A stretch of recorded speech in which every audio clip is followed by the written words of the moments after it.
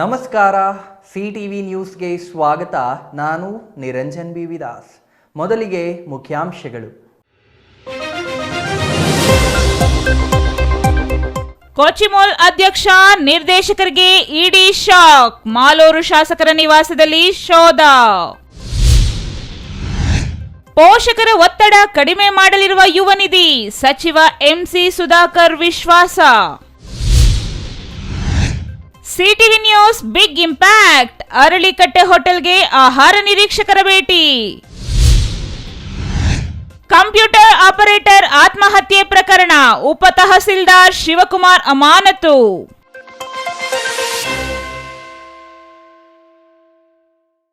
ವಾರ್ತೆಗಳ ವಿವರ. ಕೋಚಿಮುಲ್ ಅಧ್ಯಕ್ಷರು ಮತ್ತು ನಿರ್ದೇಶಕರಿಗೆ ಇಡಿ ಅಧಿಕಾರಿಗಳು ಬೆಳ್ಳಂಬೆಳಗ್ಗೆ ಶಾಕ್ ನೀಡಿದ್ದಾರೆ. ಮಾಲೂರು ಶಾಸಕ ಹಾಗೂ ಕೋಚಿಮುಲ್ ಅಧ್ಯಕ್ಷ ಕೆವೈ ನಂಜೇಗೌಡ ಮತ್ತು ನಿರ್ದೇಶಕ ಉಳವಾಡಿ ಅಶ್ವಥ್ ನಾರಾಯಣ ಬಾಬು ನಿವಾಸಗಳ ಮೇಲೆ ಇಡಿ ದಾಳಿ ನಡೆಸಿದೆ.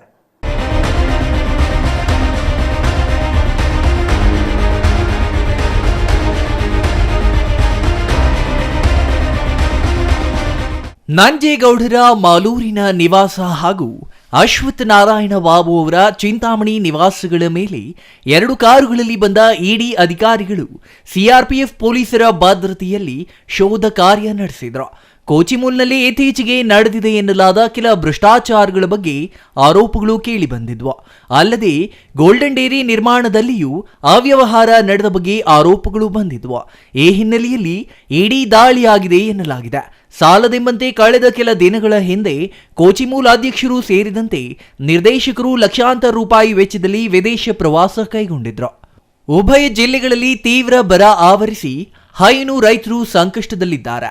ರಾಜ್ಯ ಸರ್ಕಾರ ಹಾಲಿನ ಬೆಲೆ ಕಡಿಮೆ ಮಾಡುವ ಜೊತೆಗೆ ಪಶು ಆಹಾರದ ಬೆಲೆ ಹೆಚ್ಚಿಸಿ ಹೈನು ರೈತರ ಹೊಟ್ಟೆಯ ಮೇಲೆ ಹೊಡೆದಿದೆ ಎಂಬ ಆರೋಪಗಳು ತೀವ್ರವಾಗಿದ್ದಾಗಲೇ ಕೋಚಿಮುಲ್ ಅಧ್ಯಕ್ಷರು ಮತ್ತು ನಿರ್ದೇಶಕರು ಹೈನು ರೈತರ ಹಣದಲ್ಲಿಯೇ ವಿದೇಶಿ ಪ್ರವಾಸದ ನೆಪದಲ್ಲಿ ಮೋಜು ಮಸ್ತಿ ಮಾಡುತ್ತಿರುವ ಬಗ್ಗೆ ತೀವ್ರ ಟೀಕೆ ವ್ಯಕ್ತವಾಗಿತ್ತು.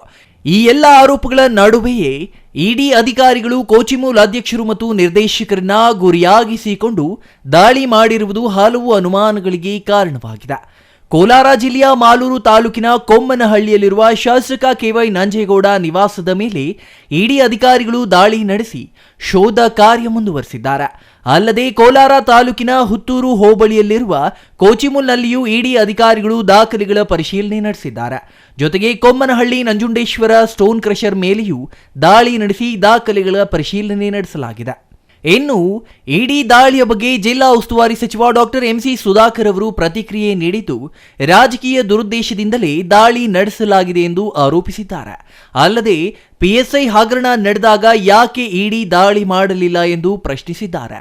ಕೇಂದ್ರ ಸರ್ಕಾರ ಐಟಿ ಇಡಿಗಳನ್ನ ಮುಂದಿಟ್ಟುಕೊಂಡು ವಿರೋಧ ಪಕ್ಷಗಳನ್ನ ಬೆದರಿಸುವ ಯತ್ನ ಮಾಡುತ್ತಿದ್ದು, ಈ ಬೆದರಿಕೆಗಳಿಗೆ ಹೆದರುವವರು ಯಾರೂ ಇಲ್ಲ ಎಂದು ಟಾಂಗ್ ನೀಡಿದ್ದಾರೆ. ಬಹುಶಃ ಇದು ನನಗೆ ಇರ್ತಕ್ಕಂಥ ಮಾಹಿತಿ, ಇದು ರಾಜಕೀಯ ದುರುದ್ದೇಶದಿಂದ BJPಯವರ ಏನು ನಿರಂತರವಾಗಿ ಇವತ್ತು ದೇಶದಲ್ಲಿ ಜಾರಿ ಸಂಸ್ಥೆಗಳನ್ನು ತನ್ನ ಸ್ವಾರ್ಥಕ್ಕೆ ಉಪಯೋಗ ಮಾಡ್ತಕ್ಕಂಥದ್ದಕ್ಕೆ ಇದೊಂದು ಉದಾಹರಣೆ. ಮತ್ತೊಂದು ಉದಾಹರಣೆ, ಇದೊಂದಲ್ಲ, ಮತ್ತೊಂದು ಉದಾಹರಣೆ. ಎನ್ಫೋರ್ಸ್ಮೆಂಟ್ ಡೈರೆಕ್ಟ್ರೇಟ್, ನನಗೆ ಯಾರು ಇಡಿ ಮಾಡಿದಾರಾ, ಇನ್ಕಮ್ ಟ್ಯಾಕ್ಸ್ ಅವ್ರು ಮಾಡಿದಾರಾ ನನಗೆ ಮಾಹಿತಿ ಇಲ್ಲ. ಎನ್ಫೋರ್ಸ್ಮೆಂಟ್ ಡೈರೆಕ್ಟ್ರೇಟ್ ಅಂತಕ್ಕಂಥದ್ದು ನಾವೆಲ್ಲ ನೋಡಿರ್ತಕ್ಕಂಥದ್ದು. ಹಿಂದೆ ಭಾಳ ದೊಡ್ಡ ಪ್ರಮಾಣದಲ್ಲಿ ಸಾವಿರಾರು ಕೋಟಿ ಸರ್ಕಾರದ ಅಥವಾ ಬೇರೆ ಜನಕ್ಕೆ ಮೋಸ ಮಾಡುವ ಮತ್ತೊಂದು ಸರ್ಕಾರಕ್ಕೆ ವಂಚನೆ ಮಾಡಿರ್ತಕ್ಕಂಥ ಸಂದರ್ಭದಲ್ಲಿ ಎನ್ಫೋರ್ಸ್ಮೆಂಟ್ ಡೈರೆಕ್ಟ್ರೇಟು ಭಾಗಿಯಾಗೋದು. ಇಲ್ಲಿ ಯಾವ ಕಾರಣಕ್ಕೆ ಇದು ನೇಮಕಾತಿ ಆಗಿ ಪ್ರಕ್ರಿಯೆ, ಹಂಗಾರೆ ಯಾಕೆ ಆ ಟೈಮಲ್ಲಿ ಮಾಡಲಿಲ್ಲ? ಸಬ್ ಇನ್ಸ್ಪೆಕ್ಟರ್ಸ್ದು ಆಯ್ತಲ್ಲ ನೇಮಕಾತಿ, ಆ ಟೈಮಲ್ಲಿ ಇಡಿ ಅವರೇ ನಿದ್ದೆ ಮಾಡ್ತಿದ್ರಾ?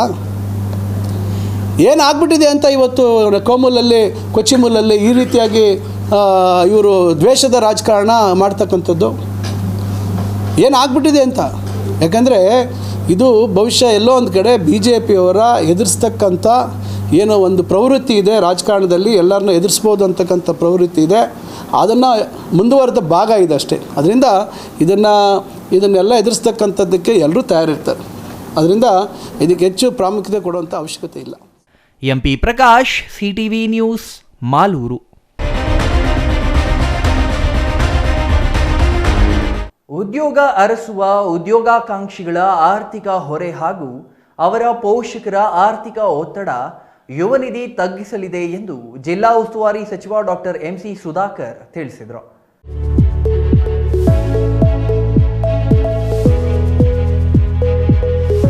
ಉದ್ಯೋಗ ಅರಸುವ ಉದ್ಯೋಗಾಕಾಂಕ್ಷಿಗಳ ಆರ್ಥಿಕ ಹೊರೆ ಹಾಗೂ ಅವರ ಪೋಷಕರ ಆರ್ಥಿಕ ಒತ್ತಡ ಯುವ ನಿಧಿ ತಗ್ಗಿಸಲಿದೆ ಎಂದು ಜಿಲ್ಲಾ ಉಸ್ತುವಾರಿ ಸಚಿವ ಡಾಕ್ಟರ್ ಎಂಸಿ ಸುಧಾಕರ್ ತಿಳಿಸಿದರು.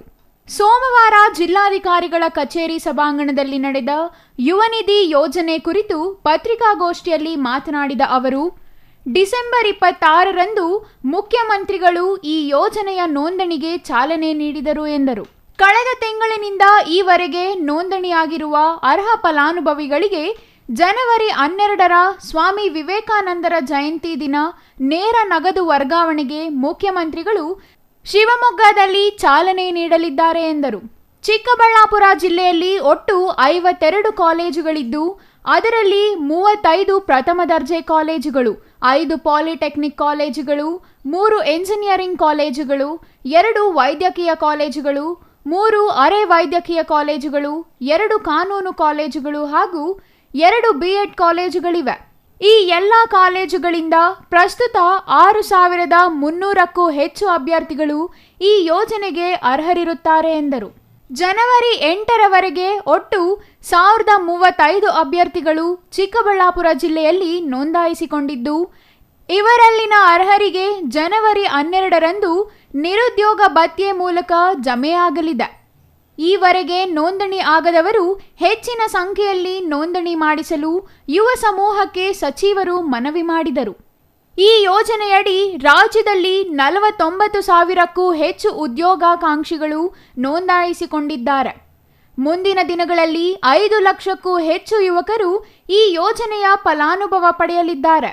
ನೋಂದಣಿ ಆದವರು ಉದ್ಯೋಗ ಪಡೆಯುವವರೆಗೆ ಅಥವಾ 2 ವರ್ಷಗಳು ಭತ್ಯೆ ಪಡೆಯಲಿದ್ದಾರೆ ಎಂದರು.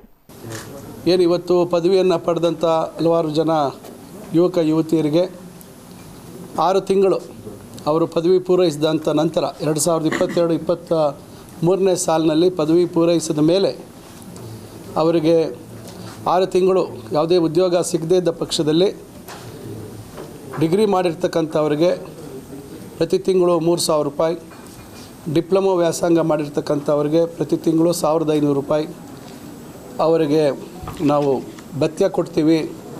ಇವತ್ತಿನವರೆಗೂ ಸುಮಾರು 49,000ಕ್ಕಿಂತ ಹೆಚ್ಚು ವಿದ್ಯಾರ್ಥಿಗಳು ನೋಂದಾಯಿಸಿದ್ದಾರೆ. ಈಗ ಮತ್ತೆ ಅದರಲ್ಲಿ ವೆರಿಫಿಕೇಷನ್ ಆಗ್ತದೆ, ಯಾಕಂದರೆ ಡೊಮಿಸೈಲ್ ಆಗಿರಬೇಕು, ರಾಜ್ಯದಲ್ಲಿ ಓದಿರ್ತಕ್ಕಂಥವ್ರಾಗಿರಬೇಕು ಮತ್ತು ಎಲ್ಲ ಅವರ ದಾಖಲಾತಿಗಳ ಪರಿಶೀಲನೆ ಆಗ್ತಾಯಿದೆ.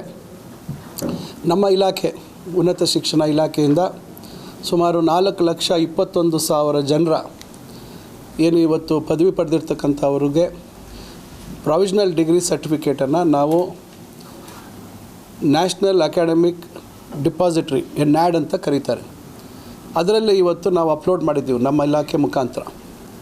ಈಗ ನೇರವಾಗಿ ಅದರಿಂದ ಇಲಾಖೆಯವರು ಅದನ್ನು ದಾಖಲಾತಿಗಳನ್ನು ಪಡಿತಕ್ಕಂಥದ್ದಕ್ಕೆ ನೈಜ ದಾಖಲೆಗಳು ಅಂತಕ್ಕಂಥದ್ದಕ್ಕೆ ಒಂದು ಅವಕಾಶವನ್ನು ಮಾಡಿಕೊಟ್ಟಿದ್ದೀವಿ. ನಮ್ಮ ಜಿಲ್ಲೆಯಲ್ಲಿ ಸುಮಾರು 1,035 ಜನ ಇವತ್ತಿನವರೆಗೂ ನೋಂದಾಯಿಸಿದ್ದಾರೆ. ಒಟ್ಟಾರೆ ಇದರ ಸಂಖ್ಯೆ 1,035 ನಮ್ಮ ಜಿಲ್ಲೆಯಲ್ಲಿ. ಒಟ್ಟಾರೆ ಇದರ ಸಂಖ್ಯೆ ಮುಂದಿನ ದಿನಗಳಲ್ಲಿ ಜಾಸ್ತಿ ಆಗ್ತದೆ.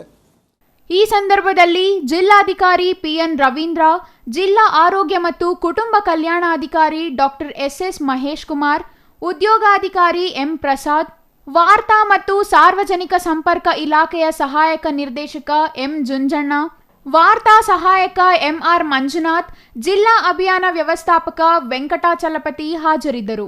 Jangalahalli Ashwath, CTV news, Chikkaballapura. ಇದು CTV ನ್ಯೂಸ್ ಇಂಪ್ಯಾಕ್ಟ್.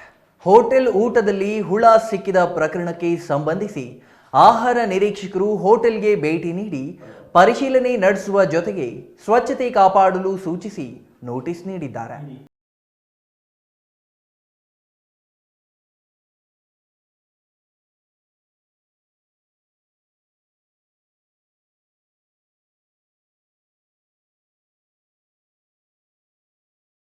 ಚಿಕ್ಕಬಳ್ಳಾಪುರದ BB ರಸ್ತೆಯಲ್ಲಿರುವ ಅರಳಿಕಟ್ಟೆ ಹೋಟೆಲ್ನ ಆಹಾರ ಮತ್ತು ತರಕಾರಿಗಳಲ್ಲಿ ಹುಳುಗಳಿವೆ ಎಂದು ಸಿಟಿವಿ ವರದಿ ಮಾಡಿತ್ತು. ವರದಿಗೆ ಎಚ್ಚೆತ್ತ ಆಹಾರ ನಿರೀಕ್ಷಕ ಹರೀಶ್ ಸೋಮವಾರ ಹೋಟೆಲ್ಗೆ ಭೇಟಿ ನೀಡಿ ಪರಿಶೀಲನೆ ನಡೆಸಿದ್ದಾರೆ. ಭಾನುವಾರ ಸಾರ್ವಜನಿಕರ ದೂರಿನಂತೆ ಚಿಕ್ಕಬಳ್ಳಾಪುರ ನಗರದಲ್ಲಿರುವ ಹಳ್ಳಿಕಟ್ಟೆ ಹೋಟೆಲ್ನಲ್ಲಿ ಮಧ್ಯಾಹ್ನ ಊಟಕ್ಕಾಗಿ ಗ್ರಾಹಕರೊಬ್ಬರು ಹೋಗಿದ್ದು, ಅಲ್ಲಿ ಊಟ ಪಾರ್ಸಲ್ ಮಾಡಿಸಿಕೊಂಡು ಹೋಗಿ ತಿನ್ನಲು ಮುಂದಾಗಿದ್ದಾರೆ. ಆದರೆ ಅವರು ತಂದಿದ್ದ ಸೋಯಾಬೀನ್ನಲ್ಲಿ ಹಾಕಿದ್ದ ಸಾಗುವಿನಲ್ಲಿ ಹುಳುಗಳು ಕಂಡಿವೆ. ಈ ಕುರಿತು ಸಾರ್ವಜನಿಕರಿಂದ ಸಿಟಿವಿಗೆ ದೂರು ಬಂದ ಹಿನ್ನೆಲೆಯಲ್ಲಿ ಸ್ಥಳಕ್ಕೆ ಧಾವಿಸಿ ಸಿಟಿವಿ ವರದಿ ಮಾಡಿ ಬಿಸಿ ಮುಟ್ಟಿಸಿತ್ತು. ಭಾನುವಾರ ಈ ಕುರಿತು ವರದಿ ಪ್ರಸಾರವಾದ ಬೆನ್ನಲ್ಲೇ ಸಿಟಿವಿ ವರದಿಗೆ ಎಚ್ಚೆತ್ತ ಅಧಿಕಾರಿಗಳು ಸೋಮವಾರ ಆಹಾರ ನಿರೀಕ್ಷಕ ಹರೀಶ್ ಅರಳಿಕಟ್ಟೆ ಹೋಟೆಲ್ಗೆ ಭೇಟಿ ಕೊಟ್ಟು ಪರಿಶೀಲನೆ ನಡೆಸಿದ್ದಾರೆ. ಹೂಕೋಸು, ಕ್ಯಾರೆಟ್, ಅಕ್ಕಿ, ಎಲೆಕೋಸು, ಉಪ್ಪಿನಕಾಯಿ ಪರಿಶೀಲನೆ ನಡೆಸಿದ್ರು. ಈ ವೇಳೆ ಯಾವುದೇ ರೀತಿಯ ಹುಳುಗಳು ಅಧಿಕಾರಿಗಳ ಕಣ್ಣಿಗೆ ಕಾಣಿಸಲಿಲ್ಲ. ಹಾಗಾಗಿ ಎಲ್ಲ ರೀತಿಯ ತರಕಾರಿ ಮತ್ತು ಊಟದ ಸ್ಯಾಂಪಲ್ಗಳನ್ನು ತೆಗೆದುಕೊಂಡು ಪ್ರಯೋಗಾಲಯಕ್ಕೆ ಕಳುಹಿಸಿಕೊಟ್ಟಿದ್ದಾರೆ. ಮತ್ತೊಮ್ಮೆ ಇದು ಪುನರಾವರ್ತನೆಯಾಗದಂತೆ ನೋಟಿಸ್ ಕೊಟ್ಟು ಆಹಾರ ಮತ್ತು ತರಕಾರಿ ಗುಣಮಟ್ಟವನ್ನು ಕಾಪಾಡಿಕೊಳ್ಳುವಂತೆ ಸೂಚಿಸಿದ್ದಾರೆ. ಪ್ರಯೋಗಾಲಯದಿಂದ ವರದಿ ಬಂದ ನಂತರ ಕಾನೂನು ಕ್ರಮ ಜರುಗಿಸುವುದಾಗಿ ಹೋಟೆಲ್ ಮಾಲೀಕನಿಗೆ ಎಚ್ಚರಿಕೆ ನೀಡಿದ್ದಾರೆ. ಚಿಕ್ಕಬಳ್ಳಾಪುರದ ಅರಳಿಕಟ್ಟೆ ಹೋಟೆಲ್ಗೆ ಭೇಟಿ ನೀಡಿದ್ದು, ನಮ್ಮ ಪತ್ರಿಕಾ ಮಿತ್ರರು ಒಂದು ಕಂಪ್ಲೇಂಟನ್ನು ಮಾಡಿರ್ತಾರೆ, ಒಂದು ವಿಡಿಯೋ ಸಹ ಮಾಡಿ ಹಾಕಿದ್ರು. ಸೊ ಹಾಗಾಗಿ ಆ ಒಂದು ಹಿನ್ನೆಲೆಯಲ್ಲಿ ಈ ಒಂದು ಹೋಟೆಲ್ಗೆ ಇವತ್ತು ಭೇಟಿ ಮಾಡಿ ಒಂದು ತಪಾಸಣೆ ಕೈಗೊಂಡಿದ್ದೀವಿ. ಸೊ ಎಲ್ಲ ಹಂತದಲ್ಲೂ ಸಹ ತಪಾಸಣೆ ಮಾಡಲಾಗಿ 2 ಸಂದೇಹಾಸ್ಪದ ಪದಾರ್ಥಗಳು ಕಂಡು ಬಂದಿತ್ತು. ನಮಗೆ ಹೂಕೋಸು ಮತ್ತು ಕ್ಯಾರೆಟು ಎರಡನ್ನೂ ಸಹ ನಾವು ಸಂಗ್ರಹ ಮಾಡ್ಕೊಂಡಿದ್ವಿ. ಅದನ್ನು ನಮ್ಮ ಪಬ್ಲಿಕ್ ಹೆಲ್ತ್ ಇನ್ಸ್ಟಿಟ್ಯೂಟ್ ಬೆಂಗಳೂರಿಗೆ ಇನ್ನೊಂದು ವಿಶ್ಲೇಷಣೆಗೋಸ್ಕರ ಕಳಿಸ್ಕೊಡ್ತಾ ಇದ್ದೀವಿ ನಾವು. ಸೊ ವಿಶ್ಲೇಷಣೆ ವರದಿ ಬಂದ ನಂತರ ಅದರಲ್ಲಿ ಏನಿರುತ್ತೆ ಅನ್ನೋದು ಗೊತ್ತಾಗುತ್ತೆ. ಆ ನಂತರ ಅದ್ರ ಬಗ್ಗೆ ಕ್ರಮ ತಗೊಳ್ಳೋದು ನಿರ್ಧಾರ ಆಗ್ತದೆ. ಆದರೂ ಸಹ ನಾವೊಂದು ನಮ್ಮ ಇಲಾಖೆಯಿಂದ ಒಂದು ನೋಟಿಸ್ನು ಸರ್ವ್ ಮಾಡಿದ್ದೀವಿ. ಏನೇನು ಲೂಪ್ ಹೋಲ್ಸ್ ಇದೆ, ಏನೇನು ಕಂಪ್ಲೇಂಟ್ಸ್ ಇದೆ ಸರಿ ಮಾಡ್ಕೊಳ್ಳೋದಕ್ಕೆ ಒಂದು ತಿಳುವಳಿಕೆ ನೋಟಿಸ್ನು ಸಹ ಅವ್ರಿಗೆ ನೀಡಿ 7 ದಿವಸದ ಗಡುವನ್ನು ಸಹ ಕೊಟ್ಟಿದ್ದೀವಿ.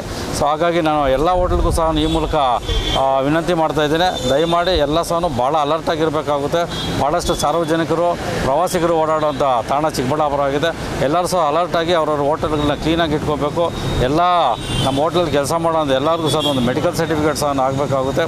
ಹೈಜೀನು ಎಷ್ಟು ನೀವು ಕಾಪಾಡ್ತೀರೋ ಅಷ್ಟು ಸಹ ಒಳ್ಳೆಯದೇ. ಆಮೇಲೆ ಪೆಸ್ಟ್ ಕಂಟ್ರೋಲ್ಗೂ ಸಹ ನೀವು ಮೆಥಡ್ಸ್ ತಗೋಬೇಕು. ಎಕ್ಸ್ಪೈರಿ ಡೇಟ್ಸು ಸಹ ನೋಡಿಕೊಂಡು ಹೋಟೆಲ್ ನಿರ್ವಹಣೆ ಮಾಡಬೇಕು ಅಂತೇಳಿ ಈ ಮೂಲಕ ಕೋರ್ತಾ ಇದ್ದೀನಿ. Jangalahalli Ashwath, CTV news, Chikkaballapur.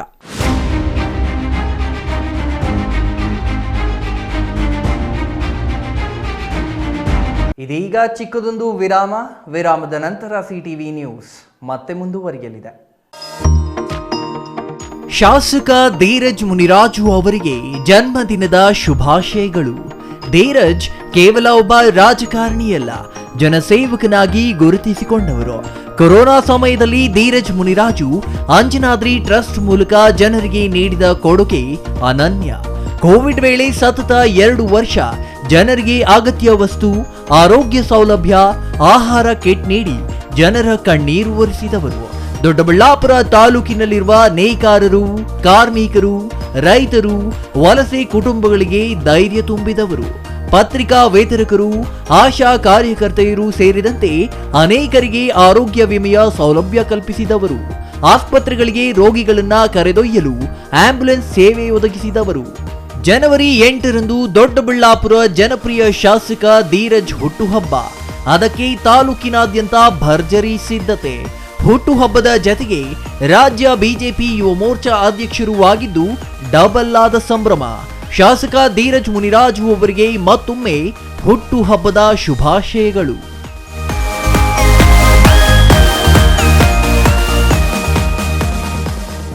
ಶುಭ ಕೋರುವವರು ಆರ್ ಆನಂದಮೂರ್ತಿ, ಮಾಜಿ ಡಿಪಿಎ ನಿರ್ದೇಶಕರು ಹಾಗೂ ಮಧುರೈ ಗ್ರಾಮ ಪಂಚಾಯಿತಿ ಹಾಲಿ ಸದಸ್ಯರು ಮತ್ತು ದೊಡ್ಡಬಳ್ಳಾಪುರ ತಾಲೂಕು ಬಿಜೆಪಿ ಮುಖಂಡರು.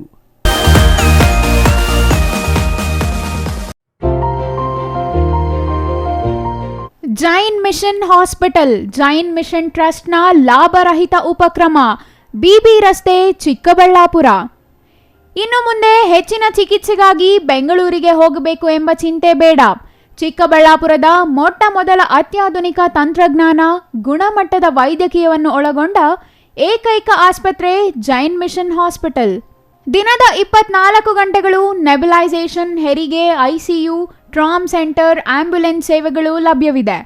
ಜೈನ್ ಮಿಷನ್ ಆಸ್ಪತ್ರೆಯು 4 ಅಂತಸ್ತಿನ ಕಟ್ಟಡವನ್ನು ಒಳಗೊಂಡಿದ್ದು 100 ಹಾಸಿಗೆಗಳುಳ್ಳ ಸುಸಜ್ಜಿತವಾದ ಆಸ್ಪತ್ರೆಯಾಗಿದೆ. ಜನರಲ್ ಮೆಡಿಸಿನ್, ಸಾಮಾನ್ಯ ಶಸ್ತ್ರಚಿಕಿತ್ಸೆ, ಗ್ಯಾಸ್ಟ್ರೋಎಂಟರಾಲಜಿ, ಅಡ್ವಾನ್ಸ್ಡ್ ಲ್ಯಾಪ್ರೋಸ್ಕೋಪಿಕ್ ಶಸ್ತ್ರಚಿಕಿತ್ಸೆ, ಮೂಳೆ ಚಿಕಿತ್ಸೆ, ಪ್ರಸೂತಿ ಮತ್ತು ಸ್ತ್ರೀ ರೋಗಶಾಸ್ತ್ರ, ನೇತ್ರಶಾಸ್ತ್ರ, ಕಿವಿ, ಮೂಗು ಮತ್ತು ಗಂಟಲು, ಮಕ್ಕಳ ಚಿಕಿತ್ಸೆ, ದಂತ ಚಿಕಿತ್ಸೆ, ಆಪ್ಟಿಕಲ್ಸ್, ಚರ್ಮರೋಗ ಚಿಕಿತ್ಸೆ, ಅಲ್ಟ್ರಾಸೌಂಡ್ ಮತ್ತು ಸಿಟಿ ಸ್ಕ್ಯಾನಿಂಗ್, ನರವಿಜ್ಞಾನ, ಮೂತ್ರಪಿಂಡಶಾಸ್ತ್ರ, ಹೃದಯಶಾಸ್ತ್ರ, ಭೌತ ಚಿಕಿತ್ಸೆ ವ್ಯವಸ್ಥೆಗಳಿಂದ ಕೂಡಿದೆ. ಅಲ್ಲದೆ ಸುಧಾರಿತ ಲ್ಯಾಬ್ ಸೌಲಭ್ಯಗಳು, ಎಕ್ಸ್ರೇ, OT ಕಾಂಪ್ಲೆಕ್ಸ್, ಒಳಗಿನ ರೋಗಿಗಳು, ಸಾಮಾನ್ಯ ಸೇವೆಗಳು ಲಭ್ಯವಿದೆ. 24 ಗಂಟೆಗಳ ತುರ್ತು ಸೇವೆಗಳು, ICU, NICU, ಅಪಘಾತ ಮತ್ತು ತುರ್ತು ಚಿಕಿತ್ಸೆ, ಫಾರ್ಮಸಿ, ಆಂಬ್ಯುಲೆನ್ಸ್. ತುರ್ತು ಸಹಾಯವಾಣಿ ಸಂಖ್ಯೆ 6364464470, ಮತ್ತೊಂದು 6364464471.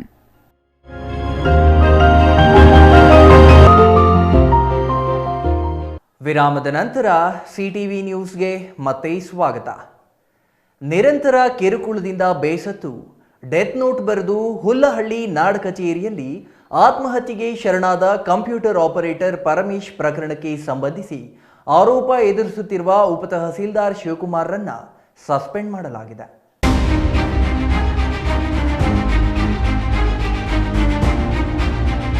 ಪ್ರಾದೇಶಿಕ ಆಯುಕ್ತ ಡಾಕ್ಟರ್ JC ಪ್ರಕಾಶ್ ಅಮಾನತಿನ ಆದೇಶ ಹೊರಡಿಸಿದ್ದಾರೆ. ಜನವರಿ 7ರಂದು ನಂಜನಗೂಡು ತಾಲೂಕಿನ ಹುಲ್ಲಹಳ್ಳಿ ನಾಡ ಕಚೇರಿಯಲ್ಲಿ ಕಂಪ್ಯೂಟರ್ ಆಪರೇಟರ್ ಆಗಿದ್ದ ಪರಮೇಶ್ ವೇಷ ಸೇವಿಸಿ ಆತ್ಮಹತ್ಯೆಗೆ ಯತ್ನಿಸಿದ್ರು. ತನ್ನ ಸಾವಿಗೆ ಉಪತಹಸೀಲ್ದಾರ್ ಶಿವಕುಮಾರ್ ನೀಡುತ್ತಿರುವ ಕಿರುಕುಳ ಕಾರಣ ಎಂದು ಡೆತ್ ನೋಟ್ನಲ್ಲಿ ಬರೆದು ವಾಟ್ಸ್ಆಪ್ ಸ್ಟೇಟಸ್ನಲ್ಲಿ ಹಾಕಿ ವಿಷ ಸೇವಿಸಿದ್ರು. ಚಿಕಿತ್ಸೆಗಾಗಿ ಮೈಸೂರಿನ KR ಆಸ್ಪತ್ರೆಗೆ ದಾಖಲಿಸಲಾಗಿತ್ತು. ಚಿಕಿತ್ಸೆ ಫಲಕಾರಿಯಾಗದೆ ಪರಮೇಶ್ ಸಾವನ್ನಪ್ಪಿದ್ರು. ಇಂದು ಶವಾಗಾರಕ್ಕೆ ನಂಜನಗೂಡು ಶಾಸಕ ದರ್ಶನ್ ಧ್ರುವನಾರಾಯಣ್ ಹಾಗೂ ಜಿಲ್ಲಾಧಿಕಾರಿ ಡಾಕ್ಟರ್ ರಾಜೇಂದ್ರ ಭೇಟಿ ನೀಡಿದ್ರು. ಈ ವೇಳೆ ಉಪತಹಸೀಲ್ದಾರ್ ಮೇಲೆ ಕ್ರಮ ಕೈಗೊಳ್ಳುವಂತೆ ಮೃತರ ಕುಟುಂಬಸ್ಥರು ಒತ್ತಾಯಿಸಿದ್ರು. ಅಲ್ಲದೆ ಶಾಸಕ ದರ್ಶನ್ ಧ್ರುವನಾರಾಯಣ್ ಕ್ರಮ ಕೈಗೊಳ್ಳುವಂತೆ ಜಿಲ್ಲಾಧಿಕಾರಿಗಳಿಗೆ ಸೂಚಿಸಿದ್ರು. ಈ ಹಿನ್ನೆಲೆಯಲ್ಲಿ ಗ್ರಾಮಕ್ಕೆ ಮುಂದಾದ ಪ್ರಾದೇಶಿಕ ಆಯುಕ್ತ ಡಾಕ್ಟರ್ JC ಪ್ರಕಾಶ್ ಉಪತಹಸೀಲ್ದಾರ್ ಶಿವಕುಮಾರ್ರನ್ನ ಅಮಾನತು ಮಾಡಿ ಆದೇಶ ನೀಡಿದ್ದಾರೆ. Kumar, CTV news, Nanjangud.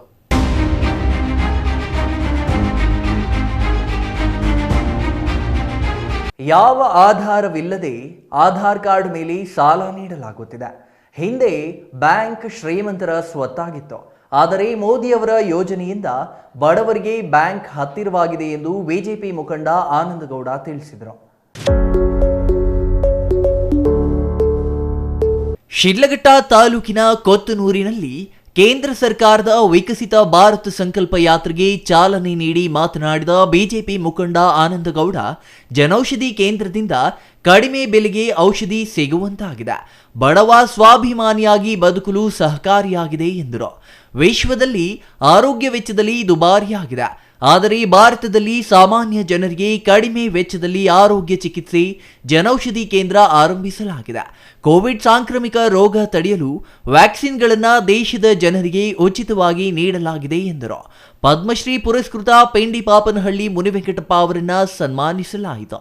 ಗ್ರಾಮ ಪಂಚಾಯಿತಿ ಅಧ್ಯಕ್ಷೆ ಪಾರ್ವತಮ್ಮ, ಉಪಾಧ್ಯಕ್ಷ ನರೇಂದ್ರ, PDO ಪವಿತ್ರ, ಸದಸ್ಯರಾದ ಪೆಳ್ಳಮ್ಮ, ಮುನಿರತ್ನಮ್ಮ, ವೆಂಕಟರಮಣ, ಕೆನರಾ ಬ್ಯಾಂಕ್ ವ್ಯವಸ್ಥಾಪಕ ಶೇಖರ್, ಗ್ರಾಮೀಣ ಬ್ಯಾಂಕ್ ವ್ಯವಸ್ಥಾಪಕ ರಮೇಶ್ ಈ ಸಂದರ್ಭದಲ್ಲಿ ಹಾಜರಿದ್ದರು. ಛಾಯಾ ರಮೇಶ್, CTV ನ್ಯೂಸ್, ಶಿಡ್ಲಘಟ್ಟ. ಪುಸ್ತಕ ಓದಿ ವಿಜ್ಞಾನಿಗಳಾದವರು ರೈತನ ಅನುಭವದ ಮುಂದೆ ಕಡಿಮೆಯೇ ಎಂದು ನಿವೃತ್ತ ಹಿರಿಯ ವಿಜ್ಞಾನಿ ಡಾಕ್ಟರ್ GS ಪ್ರಕಾಶ್ ಹೇಳಿದರು.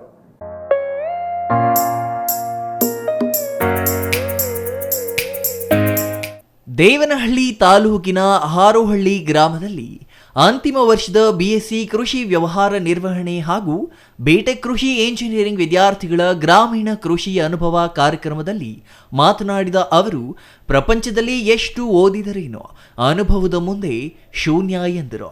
ರೈತ ತನ್ನ ಬೆಳೆಗಳಿಗೆ ರೋಗ ಬಂದಾಗ ಅನುಭವದಿಂದ ನೀಡುವ ಔಷಧಿ ರೋಗ ಗುಣಪಡಿಸಲು ಸಾಧ್ಯವಾಗುತ್ತದೆ. ವಿಜ್ಞಾನಿಗಳು ಸಂಶೋಧನೆ ಮಾಡಿದಾಗ ಮಾತ್ರ ಅದು ತಿಳಿಯುತ್ತದೆ. ರೈತನಿಗೆ ಉತ್ತಮ ಅನುಭವ ಕೆಲಸ ಮಾಡುತ್ತದೆ ಎಂದರು. ರಾವೇ ಟ್ರೈನಿಂಗ್ ಪ್ರೋಗ್ರಾಮ್ ನಾವು ಮಾಡಿದ್ವಿ PCID ನಮಗೆ 10 ದಿವಸ ಅದು 3 ದಿವಸ ತಪ್ಪಿಸ್ಕೊಂಡು ಮೇಲೆ ಕೊಡ್ತಾ ಇದ್ವಿ. ಅವಾಗ ಇಷ್ಟು ಸ್ಟ್ರಿಕ್ಟ್ ಇರ್ತೀವಿ, ಈಗ ಹೆಂಗೋ ಗೊತ್ತಿಲ್ಲ.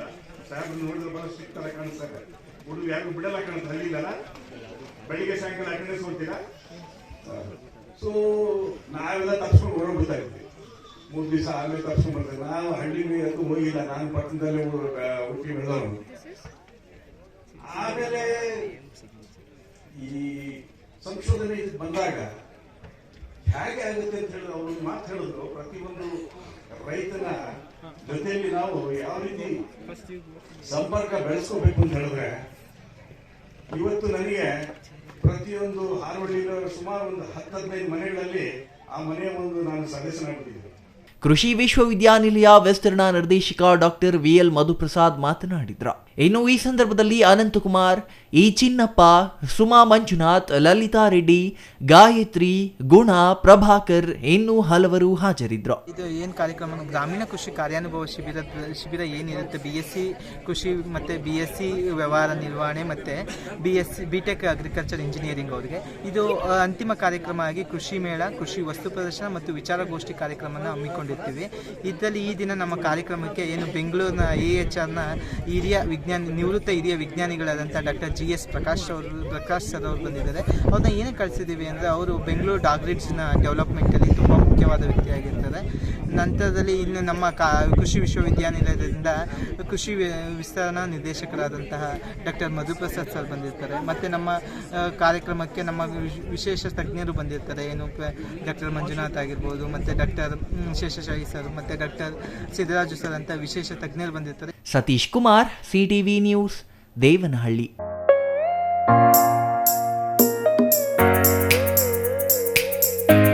ಇದೀಗ ಚಿಕ್ಕದೊಂದು ವಿರಾಮದ ನಂತರ CTV ನ್ಯೂಸ್ ಮತ್ತೆ ಮುಂದುವರಿಯಲಿದೆ.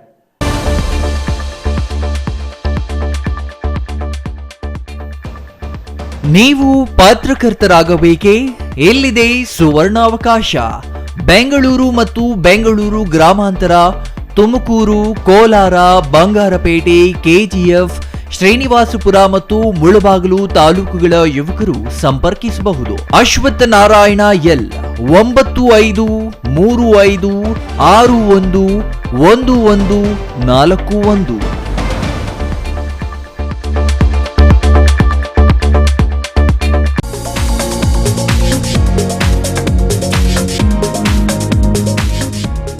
ಸ್ಕೈ ಮಹಿಳಾ ಅಡ್ಡ ಹೋಲ್ಸೇಲ್ ಮಳಿಗೆ, ಮಹಿಳೆಯರಿಗಾಗಿ ಲೋಕಾಯುಕ್ತ ಆಫೀಸ್ ಹತ್ತಿರ 1ನೇ ward, Wapasandra, Chikkaballapur town. Mobile ಸಂಖ್ಯೆ 9916533636. 15 ವರ್ಷ ಮೇಲ್ಪಟ್ಟ ಮಹಿಳೆಯರಿಗೆ ಬೇಕಾದ ಎಲ್ಲಾ ತರಹದ ಬಟ್ಟೆಗಳು ಒಂದೇ ಮಳಿಗೆಯಲ್ಲಿ ಲಭ್ಯ. ನಮ್ಮಲ್ಲಿ ಎಲ್ಲಾ ತರಹದ ಕಾಟನ್, ರೇಷ್ಮೆ, Banaras, linen, crepe silk, Vishal, Subhash, soft sarees, ಕೈಮಗ್ಗದ ಸೀರೆಗಳು, ಮುಲ್ಮುಲ್ ಕಾಟನ್ ಸೀರೆಗಳು ದೊರೆಯುತ್ತವೆ. ಸೀರೆಗಳು ಬೆಲೆ 150 ರೂಗಳಿಂದ ಪ್ರಾರಂಭ. Crop top, lehenga, gown, ready dress, tops, leggings, dress material, jeans tops ದೊರೆಯುತ್ತದೆ. ಟಾಪ್ಸ್ 100 ರೂಗಳಿಂದ, ಲೆಗಿನ್ 150 ರೂಗಳಿಂದ ಪ್ರಾರಂಭ. ಎಲ್ಲಾ ತರಹದ ಹೊಲಿಗೆ ಸೌಲಭ್ಯವಿದೆ. ಹ್ಯಾಂಡ್ ಎಂಬ್ರಾಯ್ಡರಿ, ಕಂಪ್ಯೂಟರ್ ಎಂಬ್ರಾಯ್ಡರಿ ಮಾಡಲಾಗುತ್ತದೆ. ಸ್ಕೈ ಮಹಿಳಾ ಅಡ್ಡ ಹೋಲ್ಸೇಲ್ ಮಳಿಗೆ, ಮಹಿಳೆಯರಿಗಾಗಿ ಲೋಕಾಯುಕ್ತ ಆಫೀಸ್ ಹತ್ತಿರ 1ನೇ ward, Wapasandra, Chikkaballapur town. Mobile ಸಂಖ್ಯೆ 9916533636.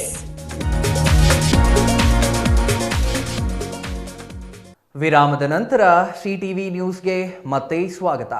ಇದೀಗ ಸಂಕ್ಷಿಪ್ತ ಸುದ್ದಿಗಳು.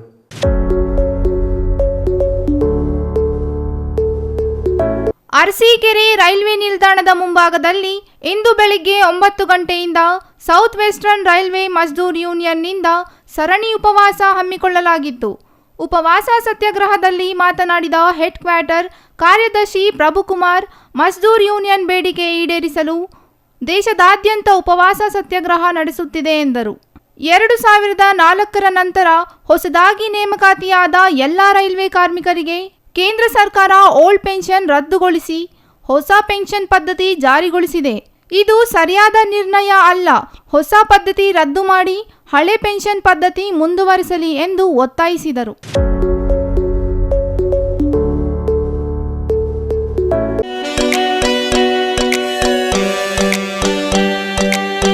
ಬೀದರ್ ಜಿಲ್ಲಾಡಳಿತದಿಂದ ಹೆಸರಾಯಿತು ಕರ್ನಾಟಕ ಉಸಿರಾಗಲಿ ಕನ್ನಡ. ಕರ್ನಾಟಕ ಸಂಭ್ರಮ ಅಂಗವಾಗಿ ಜನಪರ ಉತ್ಸವ ಮೆರವಣಿಗೆಗೆ ಜಿಲ್ಲಾಧಿಕಾರಿ ಗೋವಿಂದ ರೆಡ್ಡಿ ಡೊಳ್ಳು ಬಾರಿಸುವ ಮೂಲಕ ಚಾಲನೆ ನೀಡಿದರು.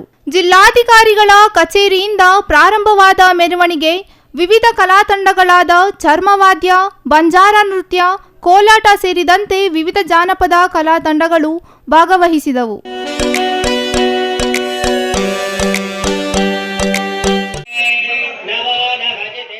ದೊಡ್ಡಬಳ್ಳಾಪುರ ಕ್ಷೇತ್ರದ ಜನತೆ ತಮ್ಮ ಮೇಲಿಟ್ಟಿರುವ ಪ್ರೀತಿ, ನಂಬಿಕೆ, ವಿಶ್ವಾಸ, ಅಭಿಮಾನಕ್ಕೆ ಸದಾ ಚಿರಋಣಿಯಾಗಿರುತ್ತೇನೆ ಎಂದು ಶಾಸಕ ಧೀರಜ್ ಮುನಿರಾಜು ತಿಳಿಸಿದರು. ನಗರದ ಡಿ ಕ್ರಾಸ್ ಬಳಿ ಇರುವ ಶಾಸಕರ ಗೃಹ ಕಚೇರಿ ಬಳಿ ಶಾಸಕರ ಹುಟ್ಟುಹಬ್ಬದ ಆಚರಣೆಯಲ್ಲಿ ಮಾತನಾಡಿದ ಅವರು, ವಿಧಾನಸಭಾ ಚುನಾವಣೆಯಲ್ಲಿ ಅಭೂತಪೂರ್ವ ಗೆಲುವು ಗಳಿಸಲು ಸಾಧ್ಯವಾಯಿತು ಎಂದರು. ಇನ್ನು ಈ ವೇಳೆ ಸಾವಿರಾರು ಕಾರ್ಯಕರ್ತರು ಶಾಸಕ ಧೀರಜ್ ಮುನಿರಾಜು ಅವರನ್ನು ಭೇಟಿ ಮಾಡಿ ಶುಭ ಕೋರಿದರು. ಹೂವಿನ ಹಾರ, ಶಾಲು ಹಾಗೂ ಬೆಳ್ಳಿ ಕಿರೀಟ ಸೇರಿದಂತೆ ನಾನಾ ಉಡುಗೊರೆಗಳನ್ನು ಅಭಿಮಾನಿಗಳು ಶಾಸಕರಿಗೆ ನೀಡಿದರು.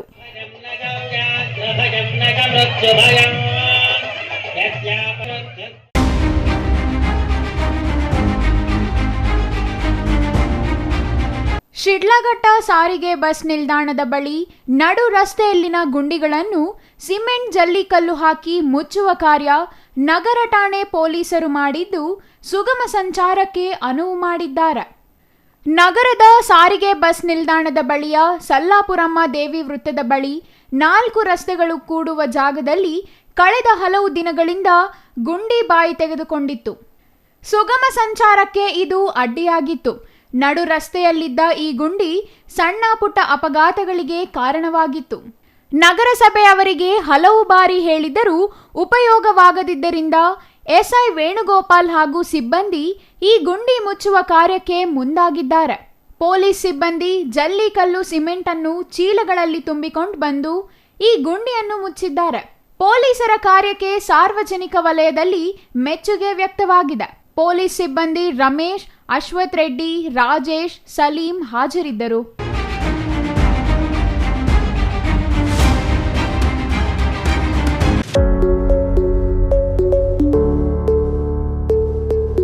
ವಿಜಯಪುರ ಪ್ರಗತಿ ಸಂಯುಕ್ತ ಪದವಿ ಪೂರ್ವ ಕಾಲೇಜು ಪ್ರಥಮ ಪಿಯುಸಿ ವಿದ್ಯಾರ್ಥಿಗಳಿಂದ ಗಿರಿಜಾ ಶಂಕರ್ ಕಲ್ಯಾಣ ಮಂಟಪದಲ್ಲಿ ದ್ವಿತೀಯ ಪಿಯುಸಿ ವಿದ್ಯಾರ್ಥಿಗಳಿಗೆ ಬೀಳ್ಕೊಡುಗೆ ಸಮಾರಂಭ ಏರ್ಪಡಿಸಲಾಗಿತ್ತು. ಕಾಲೇಜು ಪ್ರಾಂಶುಪಾಲ ಸುರೇಶ್ ಮಾತನಾಡಿ, ಶಾಲಾ ಮಕ್ಕಳಲ್ಲಿ ಸ್ನೇಹ ಬಾಂಧವ್ಯ ಬೆಳೆಯಬೇಕು. ವಿದ್ಯಾರ್ಥಿಗಳು ಉತ್ತಮ ಫಲಿತಾಂಶ ತಂದುಕೊಟ್ಟು ಶಾಲೆಗೆ ಮತ್ತು ಪೋಷಕರಿಗೆ ಹೆಸರು ತರುವಂತೆ ಹೇಳಿದರು. ಇನ್ನು ಈ ಸಂದರ್ಭದಲ್ಲಿ ರವಿ ಮಾವಿನಕುಂಟೆ, ಪ್ರಭಾಕರ್, ಕೃಪಾಕರ್ ಹಾಜರಿದ್ದರು.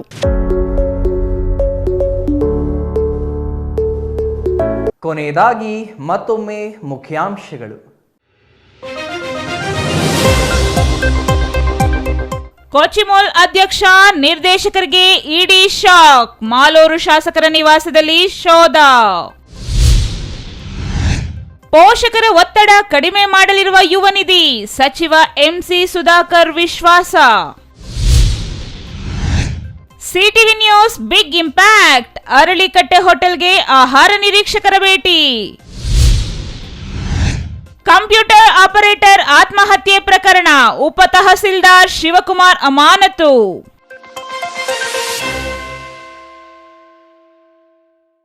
ಇದಿಷ್ಟು ಈ ಹೊತ್ತಿನ ಸುದ್ದಿ. ನೋಡ್ತಾ ಇರಿ ಸಿಟಿವಿ ನ್ಯೂಸ್, ಇದು ನಿಮ್ಮ ಜೊತೆಗಾರ.